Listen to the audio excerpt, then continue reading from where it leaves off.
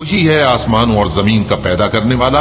उसी ने तुम्हारे लिए तुम्हारी ही जिन्स के जोड़े बनाए और चौपायों के भी जोड़े बनाए। वो इसी तरह तुमको फैलाता रहता है। उस जैसी तो कोई चीज नहीं, और वो सुनता है, देखता है।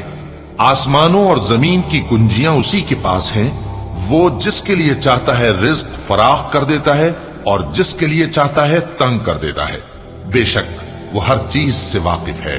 उसने तुम्हारे लिए दीन का वही रास्ता मुकर्रर किया जिसके इख्तियार करने का नूह को हुक्म दिया था, और जिसकी ए नबी हमने तुम्हारी तरफ वही भेजी है, और जिसका इब्राहीम और मूसा और ईसा को हुक्म दिया था।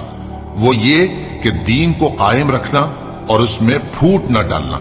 जिस चीज की तरफ तुम मुशरिकों को बुलाते हो वो उनको नागवार गुजरती है। अल्लाह जिसको चाहता है अपनी बारगाह में बरगुजीदा कर लेता है, और जो उसकी तरफ रुजू करे उसे अपनी तरफ के रास्ते पर चला देता है।